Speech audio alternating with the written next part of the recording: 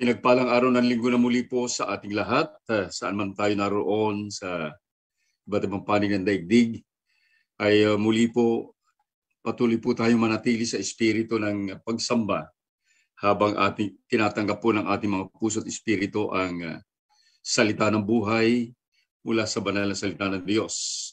Samahan po ninyo ako sa aklat ng Juan or John chapter 15 verses 1 to 11.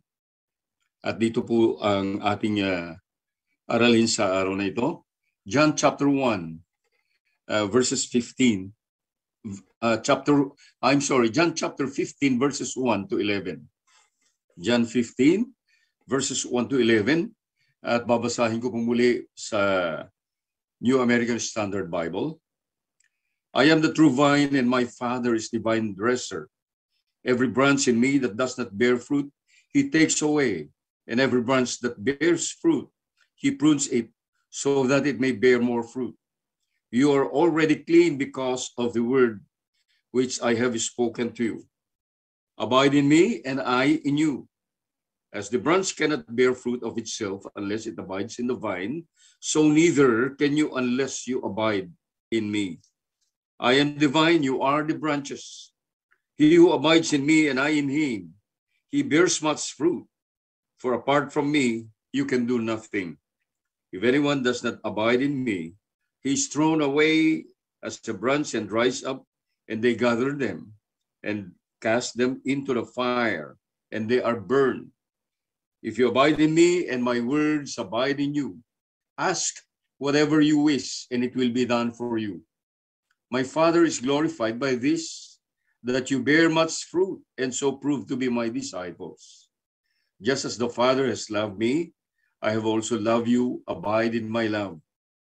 If you keep my commandments, you will abide in my love, just as I have kept my Father's commandments and abide in his love. These things I have spoken to you, so that my joy may be in you, and that your joy may be made full. Tayo po ay dumulog sa maikling panalangin. Aming Diyos sa makapangyarihan, luwalhatiin ka, Panginoon, sa inyong walang hanggang kabutihan, sa kadakilaan ng inyong pag-ibig na inukol po ninyo sa amin. At sa patuloy po ninyo, O Diyos, na paggabay at patnubay sa aming mga buhay sa pamagitan ng Banal na Espiritu at ng iyong banal na salita. Muli po sa mga sandaling ito, hiningi po namin maghari ang inyong banal na presensya sa bawat tahanan, sa bawat puso't kaisipan na ngayon po ay kabahagi po ng pananambahang ito. Hiningi po namin, Panginoon, na dumaloy ang kasaganaan ng iyong biyaya at pagpapala sa buhay ng iyong mga anak mula po sa iyong banal na salita. Ipahintulot po ninyong kaganapan ng pinakamabuti niyong layunin at palatuntunan sa aming mga buhay. At ang pangalan mo ang siya naming patuloy lamang na mapaparangalan, dakilain at luwalhatiin. Ito po ang aming panalangin sa pangalan ni Jesus na aming Panginoon at tagapagligtas. Amen. Amen. Maraming beses na po tinatalakay ang mga talatang ating binasa, ngunit hindi po nauubusan ang Panginoon nang naisibahagi po sa atin sa tuwi-tuwi na ating po itong binubuklat.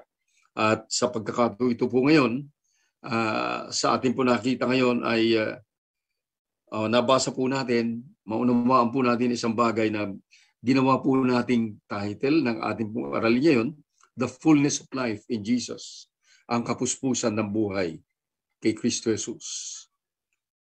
Ang main purpose o ang layunin ng Panginoon sa katuroang ito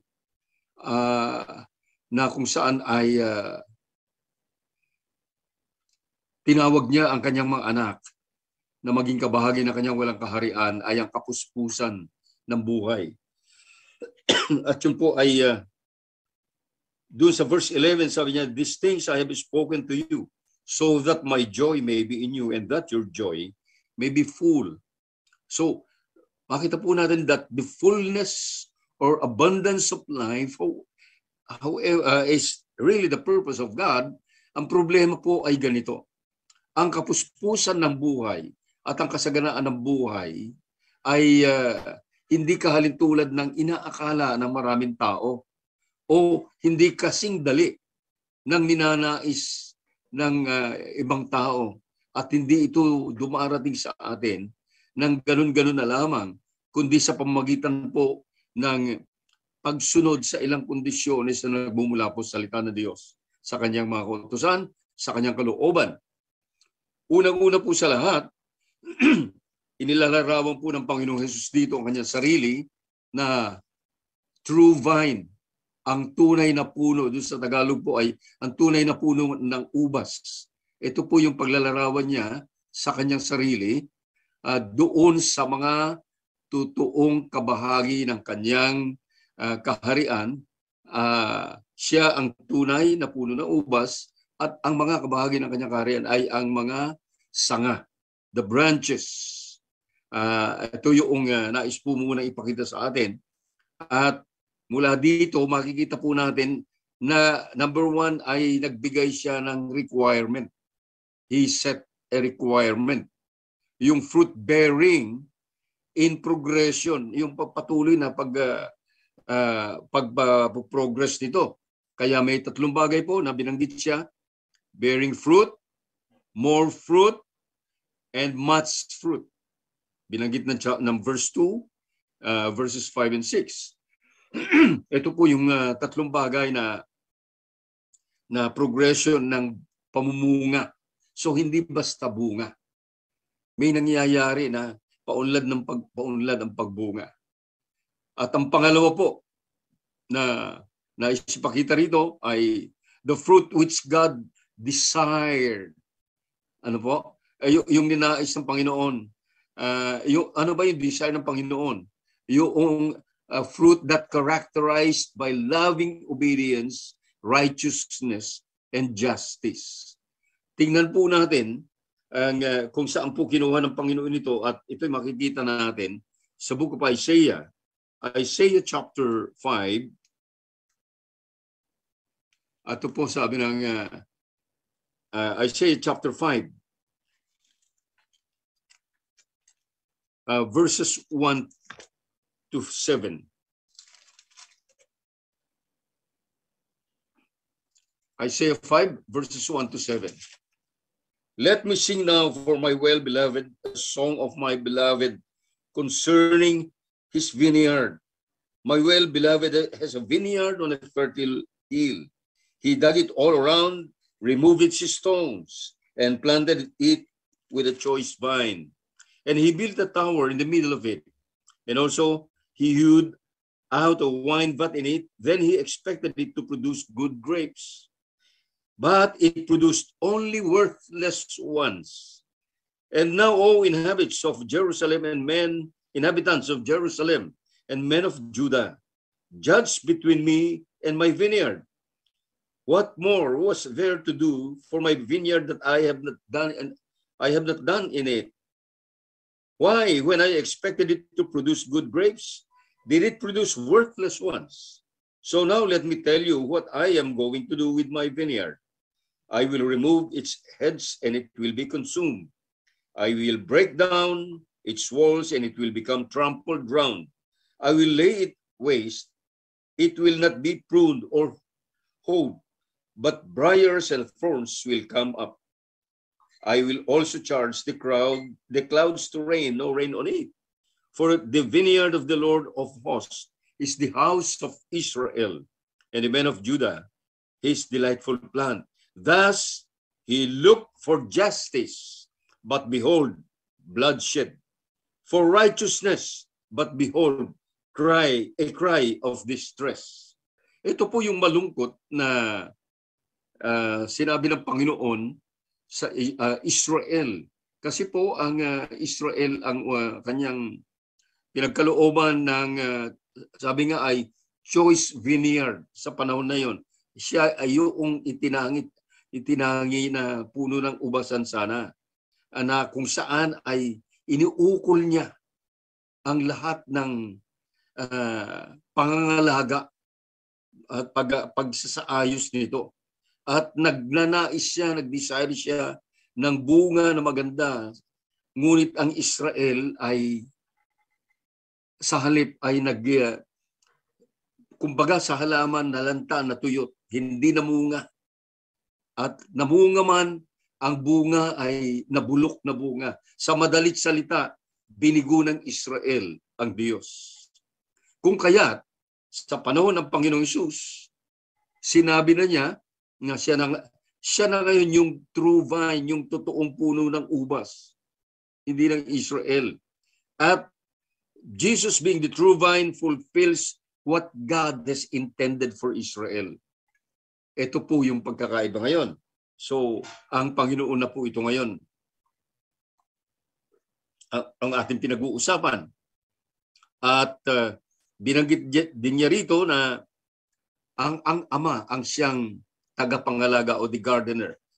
He protects the vine. Yun yung binanggit ng ating binasa sa verse 1. Anong sinabi niya? I am the true vine, my Father is the vine dresser. So, si Jesus na po yung ating pinag-uusapan dito at siya sarili niyang pananalita. And number 3, we can see the identity of the branches. Kasi po, hindi isang uri ng branch lamang ito o sanga.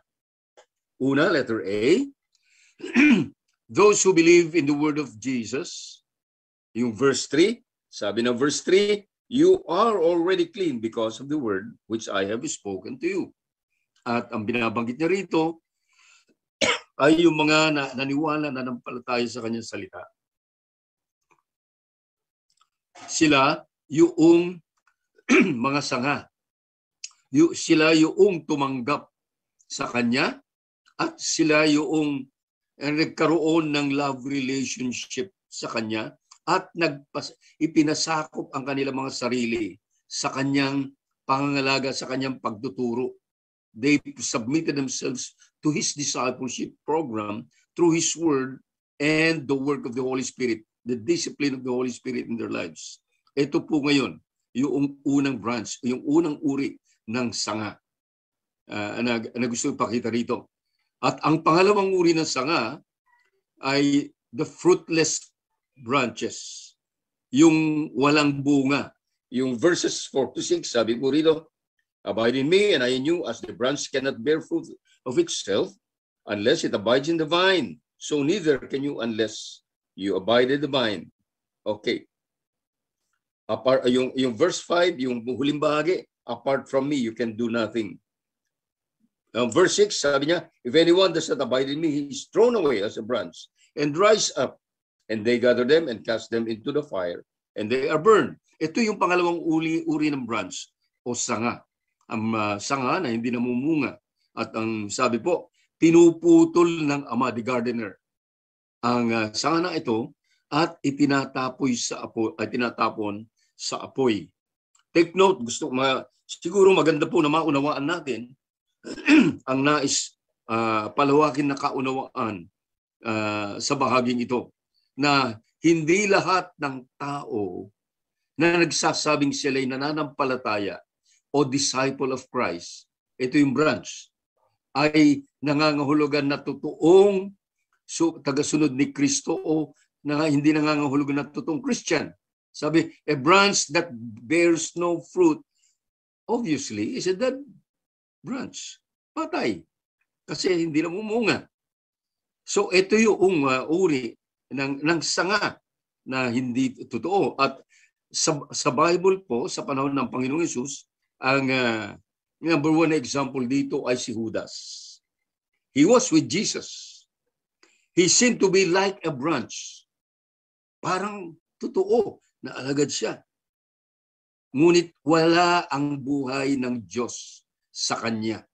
Wala ang buhay. Kaya ang nangyari, iniwan niya ang grupo ng Panginoon at pinagtaksilan niya ang Panginoon at humantong siya sa punto na siya ay kahalintulad ng patay na sanga. At ganun din, it will be the same with those who claim to believe in God through the Lord Jesus Christ, but do not submit themselves to His teachings. Walang loving and abiding relationship with the Lord. Kaya, dahil walang abiding and loving relationship sa Kanya, hindi sila nakakapamunga. Ganun po kasimple yung gusto ipaliwanag po nito mga talata na ating binabasa. Imposible kasi para sa kanila na makasunod sa kalooban ng Diyos kung hindi nila alam ang salita ng Diyos. Sapagkat hindi sila nanatili sa salita ng Diyos. Hindi nila ipinamumuhay ang salita ng Diyos.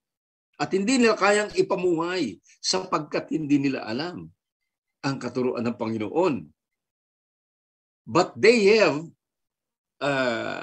the seemingly attitude of religiosity.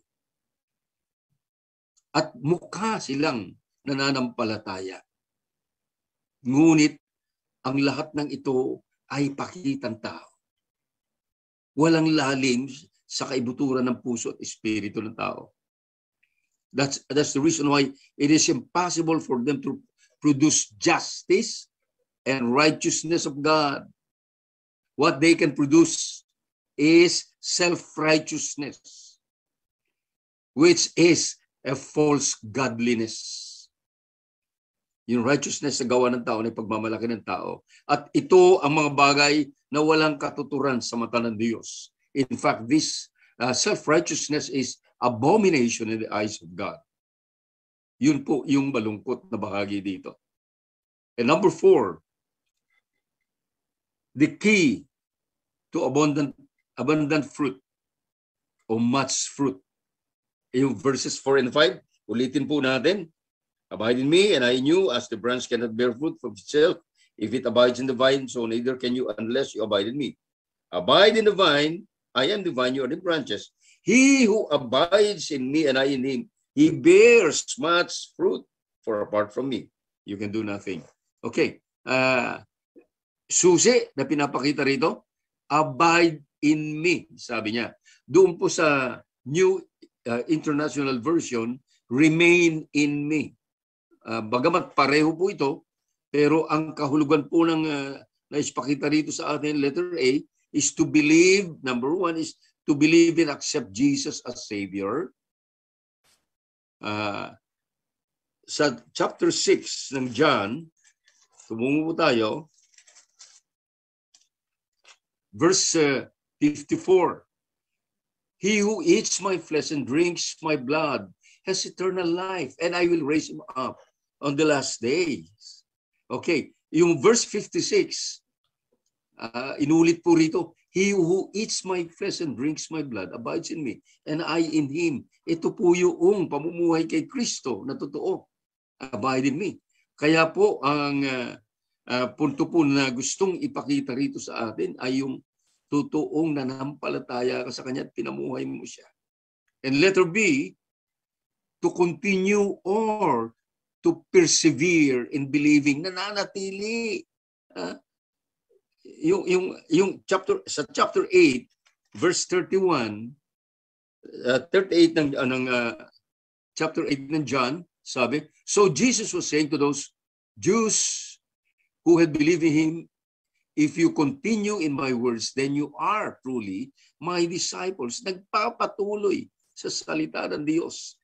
Walang recess kundi ipinamumuhay yun ang pinagmumulan ng kanilang mga buhay. Continuing in faith, continuing in the Word of God. 1 John chapter 2, verse 24. Okay, ito po kasi, pansinin po natin, dalawang bagay po yung binanggit dito. As for you, let that abide in you, while you heard from me the beginning. If what you heard from the beginning abides in you also will abide in the Son and in the Father. Okay, ano po yung punto rito na sinasabi naman? Nananatili sa Kanya at sa Ama, nananatili yung pananampalataya. Okay, pangatlo po, letter C, believing and loving obedience. Believing and loving obedience. Balikan natin ang ating po lesson sa John 15 at ulitin po natin yung verses 9 and 10. Sabi niya, just as the Father has loved me, I have also loved you. Abide in my love. If you keep my commandments, you will abide in my love. Just as I have kept my Father's commandments and abide in His love. Okay, ito po yung loving obedience. Hindi lang basta sumusunod, kundi because of the love relationship between the believer and God, nananatili din yung pagsunod, pagpapasakop ng lubos-lubusan. Kaya po, ang pinag-uusapan dito, genuine faith talaga, na binigkis ng genuine love, na love relationship ng Diyos at ng tao. Because without genuine faith, no life of God will come to anyone. Wala pong totoong buhay. No? Without life of God, no real fruit can be produced. Okay, maliwanag po yan. Kaya po imposible kahit anong pagpapanggap ng isang tao na siya'y nananampalataya sa Diyos, hahanapan at hahanapin siya ng Diyos ng bunga. Ano yung pruweba sa kanyang buhay na siya ay totoo? Dahil kung wala, okay, maaring meron. Ngunit gaya ng Israel, yung binanggit ng Book of Isaiah chapter 5, na rotten fruit, bulok, ibig sabihin, mukhang totoong bunga, ngunit sa kalaunan ay mabubulok, maglalaho, mawawala ng silbi. Sa madaling salita, ito ay counterfeit fruit. Kung ilalagay po natin sa ating lengguwahe ngayon ay parang mga plastic na prutas. Hindi totoo. They seem to be attractive from the beginning. But as time goes by, makikita po na ito ay walang katuturan at ito'y hindi totoo.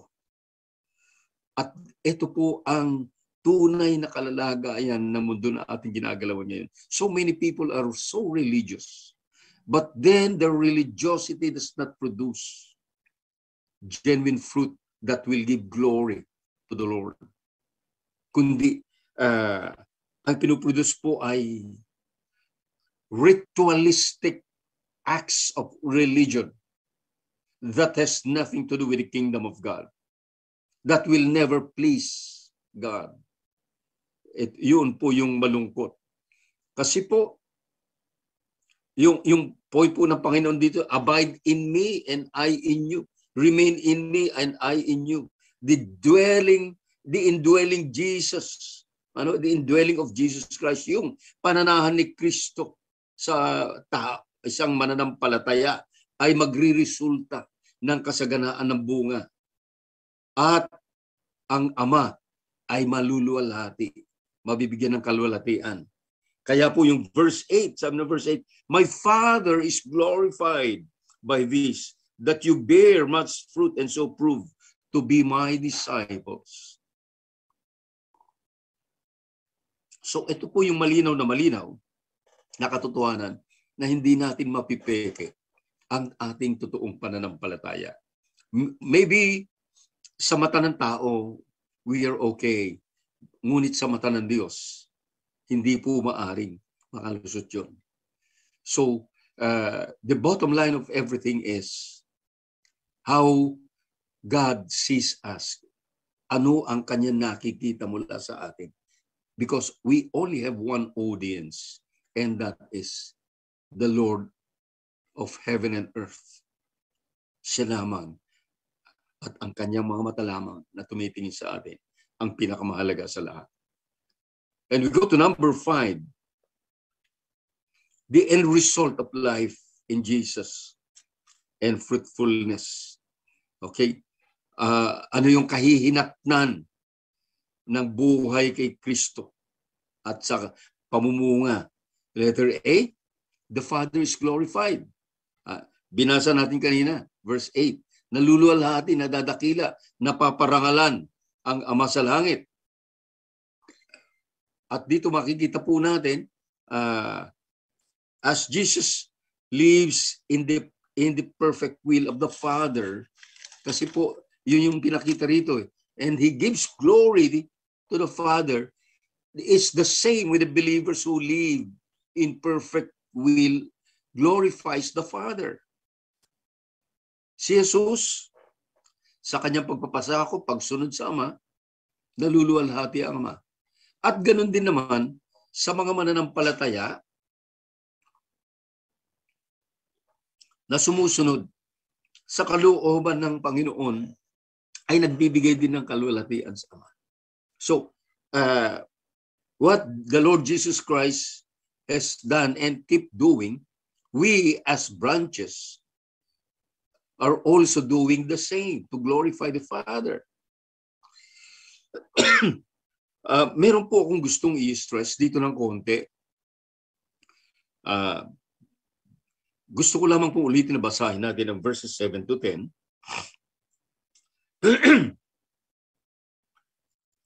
Dahil meron po mahalagang bagay na gusto ko makita natin dito. If you abide in me and my words abide in you, ask whatever you wish, and it will be done for you.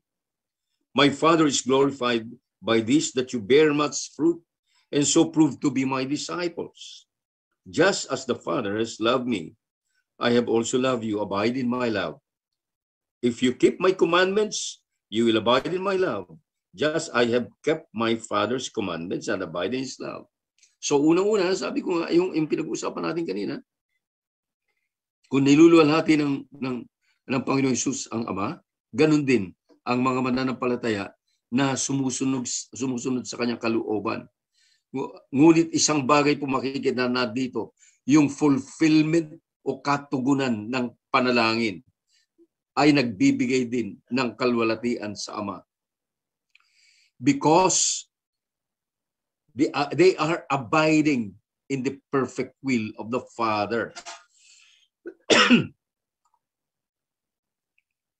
Siguro po magandang maunawaan natin ito na hindi lang pala ang mga mananampalataya ang nagagalak kapag ang kanilang mga panalangin ay tinutugon ng Diyos, kundi maging ang Ama sa langit ay nagagalak at napaparangalan kapag ang panalangin ng mga mananampalataya ay natutugunan. Kasi po, ito yung mahalaga makita po natin. Siguro pumunta tayo muna ron, sandali, para maunawaan po natin. 1 John chapter 5, verses 14 to 15. Okay? If you love me, you will keep my commandments. 1 John, I mean. 1 John chapter 5, verse 14. Mukhang iba po yung nailagay sa I'm sorry. 1 John chapter 5 verse 14, ito po yung sinasabi, this is the confidence which we have before him, that if we ask anything according to his will, he hears us. Okay, it's the same with Matthew 6 verse 10, yung tinuro ng Panginoon na panalangin.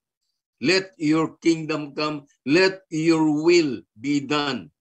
At ito ay patungkol sa kalooban ng Ama. Okay, una po, mahalagang bagay. Obedience to the Father's commandment is the same for the disciples as it was for the Father. Ang Ama, ang anak ay sumusunod sa kautusan ng Ama, sa kalooban ng Ama, at ganun din naman, ang mga alagad ng Panginoon ay sumusunod sa kalooban ng Ama. Kaya't kapag nanalangin ang tao sa pangalan ni Jesus, tumutugon ang Ama sa langit. Kaya po yung John chapter 14, yun po ngayon ang gusto kong tingnan natin. John 14 verse 15, ang sabi po, if you ask me anything in my name, I will do it. Pangako ng Panginoon. At makikita po natin na doon sa verses 14 at 15, dalawa magkarugtong po yun eh. If you ask me of anything in my name, I'll do it. If you love me, you will keep my commandments. So, it's a matter of genuine love relationship na nagbubunga ng pagpapasakop, pagsunod sa kalooban ng Ama. Titingnan po natin lahat kasi po mahalagang bagay na meron po akong gustong i-emphasize dito kaya pupunta tayo sa maraming verses. 1 John chapter 2 verse 3. 1 John chapter 2 verse 3. Sabi po, by this we know that we have come to know him if we keep his commandments. Totoo ba na kilala natin ang Diyos? Ang pruwebang mabigat ay yung tayo ay nakakasunod at namumuhay sa kanyang kalooban at kautusan. 1 John chapter 3 verses 22 to 24. And whatever siguro maganda simulan natin na 21. Beloved, if our heart does not condemn us, we have confidence before God, and whatever we ask, we receive from him because we keep his commandments and do the things that are pleasing in his sight. Ang ganda po ng gustong ipakita po rito sa atin na pinupunto niya rito. Verse 24, the one who keeps his commandment abides in him, and in him. We know by this that he abides in us by the Spirit whom he has given us. Okay. Again, muli po, ano po yung gusto nating maunawaan mabuti at matutunan? Ito po yung susi sa katugunan ng panalangin. Kasi po, ang nangyayari kasi sa maraming Kristiyano po ngayon ay para bang ang panalangin ay merong nagdudulot ng magic sa tao. Kaya madalas nababanggit po marami pong taong bumabanggit, there is power in prayer. No, there is no power in prayer. Because power belongs to God alone. Kasi kung yung prayer na sinasambit ng tao ang may power, di nanggagaling sa tao ang power. Kaya hindi po yun. Sa halip po, submission to the perfect will of the Father. Ito po yung mahalaga. Ang panalangin po ng tao ay walang kapangyarihan kung ang tao ay nagtitiwala sa kanyang kakayahan na manalangin lamang. Prayer of a person has nothing to do if he trusts his own prayer alone. Ito po yung malungkot. Kaya po hindi maunawaan kung minsan akala natin tama yung ating iniisip. Kaya po yun ang mahirap. Ulitin po natin yung John 15:7 at para po lagi natin maunawaan. If you abide in me and my words abide in you, ask whatever you wish and it will be done for you. So, sikreto, obedience to his will. Sikreto, nananatiling namumuhay sa Panginoon. Namumuhay sa kanyang kalooban, namumuhay sa kanyang kautusan, namumuhay sa kanyang salita.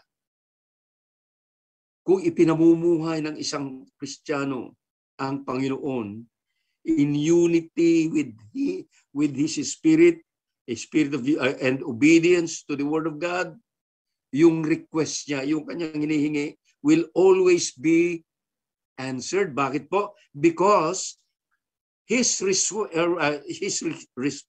request is in accordance to the will of God. Naaayon, hindi salungat. Inaalam niya ang kalooban ng Diyos at ang kanyang panalangin ay naaayon sa kalooban ng Diyos. Then, pag ganon, the Lord will surely honor that request. And God is glorified. Kaya po, it is a teamwork of the Father, the Son, and the believer. One accord. Kung minsan po ay naakala ng tao na siya ay may pananampalataya at kapag siya ay nanalangin, tutugunin siya ng Diyos. It's not exactly as we think.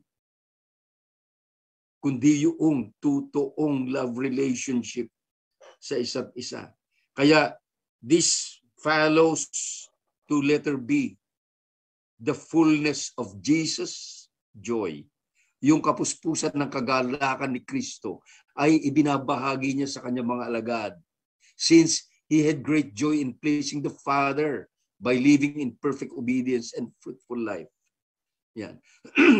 Perfect obedience, namumuhay si Jesus sa Ama, at ganun din ang mga anak ng Diyos, ang mga mananampalataya, ay in perfect obedience din sa Panginoon.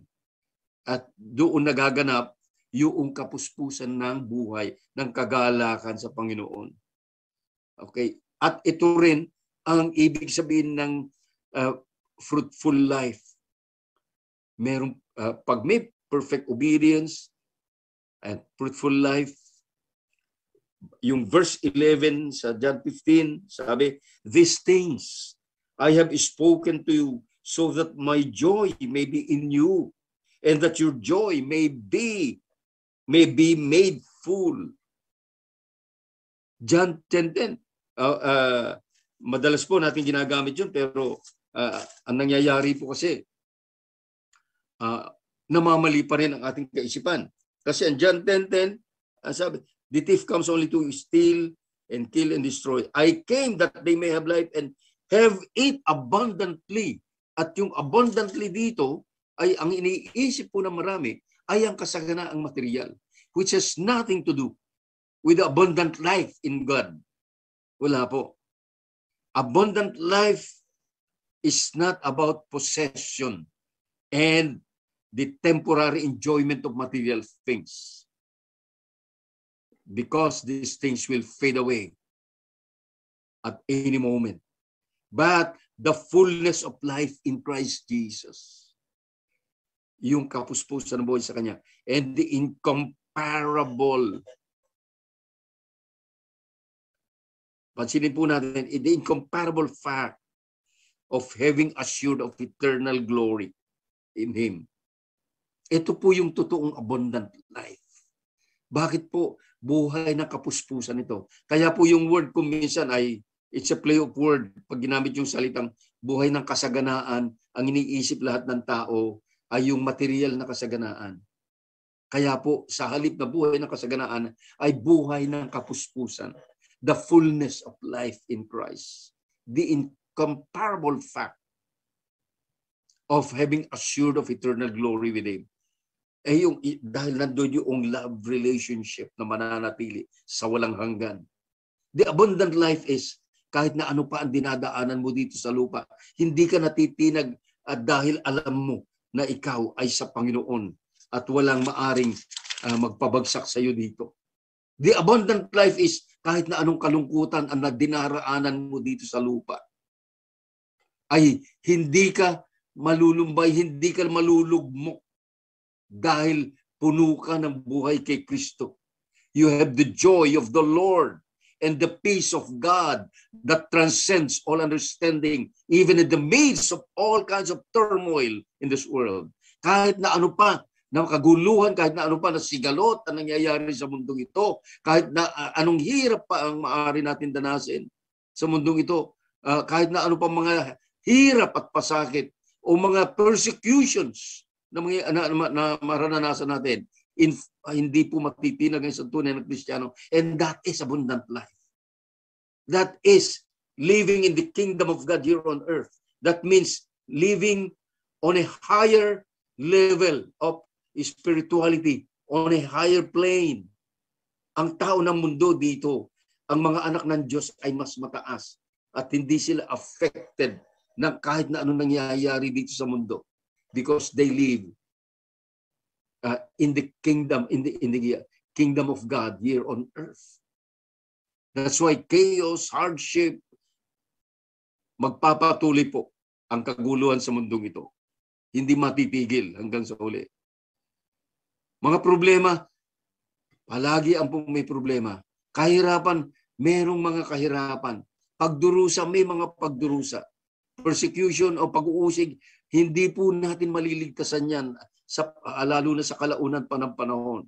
Magpapatuloy po ang lahat ng ito na mararanasan po ng mga anak ng Diyos. Ngunit malinaw na malinaw po ang Bible, punong-puno ang Bible ng lahat ng mga pangako at katiyakan that the best is yet to come. Sa panandalian lahat ng ito. So, we would like to end with 1 Peter chapter 1. 1 Peter chapter 1, verses 6 to 9. At ito po, dito po tayo magwawakas. In this you greatly rejoice, even though now for a little while, it is, if necessary, you have been distressed by various trials, so that the proof of your faith, being more precious than gold which is perishable, even though tested by fire, may be found to result in praise and glory and honor at the revelation of Jesus, of Christ. Okay. And though you have not seen him, you love him. And though you do not see him now, but believe in him, you greatly rejoice with joy inexpressible and full of glory, obtaining as the outcome of your faith the salvation of your soul. Wala pong kapantay. So, with this assurance, with this promise, tayo po ay makakaranas at walang dahilan para hindi makakaranas ng kapuspusan ng buhay kahit na anong dinaraanan natin sa daigdig na ito. And this is the life of the true, of the genuine children of God. Ang mga mamamayan ng langit ay hindi matitinag magpakailanman. Ang mga hindi totoo na mga sanga, unti-unti maglalaho, ngunit mananatili ang mga tunay na anak ng Diyos. At kahit kaunti-unti sila'y mamumunga, patunay na sila ay kabahagi ng walang hanggang kaharian. Tayo pong lahat ay dumulog sa panalangin. Aming Ama, muli po Diyos, dumudulog kami sa inyo punong-puno ng pasasalamat, pagluwalhati at pagdakila sa inyong banal na pangalan. Sapagkat walang kapantay, Panginoon, ang inyong kabutihan, ang pag-ibig ninyo sa amin na kailanman ay hindi na nagbamaliw. Ang inyong mga pangako, Panginoon, na may katiyakan sa aming mga buhay. Kahit nasa amin po ang lahat ng kadahilanan, upang kayo ay patuloy namin parangalan at dakilain. Aming Diyos, ang inyo pong mga anak, may mga pagkakataon na kami po ay naliligalig dahil po sa gawain ng kadiliman, mga gawain ng kampo ng kadiliman. Ngunit salamat po sa pagpapaalala na ang inyong mga anak, Panginoon, ay mananatili na nasa kalinga, pangangalaga at proteksyon ng inyong mapagpalang kamay. Salamat po, aming Diyos. Hinihingi po namin, Panginoon, ang sapat na kalakasan para sa bawat isa. Na sa kabila po ng mga pagsubok ng mga dumarating, sa kabila po ng mga ligalig ng mundong ito, Panginoon, hiningi po namin sa kapangyarihan ng Banal na Espiritu, tulungan po ninyo kami na patuloy na mamunga, magdala ng parangal at paglulati sa inyong pangalan. Salamat po, O aming Diyos. Salamat po. Salamat po sa katiyakan na maaari kami mamuhay sa iyong kaharian habang kami po ay naririto sa madilim na daigdig na aming ginagalawan. Sapagkat kailanman hindi mananaig ang kadiliman sa mga anak na liwanag. Salamat po, aming Ama. At muli po, Diyos, sa panimula po namin ng isang panibagong araw at muli pagharap sa daigdig na ito, hiningi po namin, Panginoon, na patuloy na lukuban mo ng iyong kalwalatian ang buhay ng iyong mga anak. Na wala po, Panginoon, mananaig na gawain ng kampo ng kadiliman sa kanilang mga buhay, bagkus sila'y mananatili, Panginoon, sa inyong mapagpalang kamay. Na hindi po sila kailanman maliligalig, hindi sila kailanman maaring galawin ng anumang gawain ng kadiliman, bagkus, Panginoon, mananaig po, Panginoon, na sila'y magbibigay ng pagdakil at pagluwalhati sa inyong banal na pangalan. sa kanilang lakbayin, sa bawat takbang sa lakbayin ng buhay. Samahan po ninyo sila, gabayan nyo, tanglawan ninyo ang landas na kanilang tinatahak. Ilayo sila sa lahat ng panganib, kapahamakan, o kahit na anong uri ng karamdaman, at patuloy lamang, O Diyos, na ang liwanag ni Kristo ang siyang magniningning sa kanilang buhay, at ang proteksyon ng Banal na Espiritu ang siyang magdadala sa kanila sa kapuspusan ng buhay na inilaan mo, ang landas patungo sa walang hanggang kalwalatian. Salamat po, Ama. Hinihingi rin po namin ang pagtugon mo sa bawat pangangailangan, upang sa ganun ang iyong mga anak ay patuloy na maging daluyan ng iyong pagpapala. Idinudulog namin, Panginoon, ang iyong mga anak, ang aming mga kapatid, na nasa sa panahon na ito, Panginoon, ay nasa balig na karamdaman, na inyo nga pong idadantay inyong mapagpalang kamay sa kanila. Bibigyan sila ng kalakasan at patuloy na kalakasan na maigupo ang atake ng kaaway. Sa mga dumaraan sa mga pagsubok, aming Diyos, ipahintulot po ninyo na maging kadahilanan ito upang sila ay lalong tumatag at lumalim sa kanilang pananampalataya. At sa mga nagdaramdam, sa mga nahahapis, sa mga nawalan na mahal sa buhay, gayon din po kayo ang kanilang kaaliwan. Ipahintulot po ninyo, Panginoon, na malagpasan nila ang kalungkutan ito at ang kagalakan ni Kristo ang siyang maghari sa kanilang mga buhay. Salamat po, sa inyo lamang ang lahat ng papuri, pagsamba at pagluwalhati. Ito po ang aming panalangin sa makapangyarihang pangalan ni Kristo Jesus, na namumuhay at nagahari sa piling mo sa pakikipisan ng Banal na Espiritu, iisang Diyos magpakasawalang hanggan. Amen at amen. Pagpalain po tayo ng Diyos. Go in peace.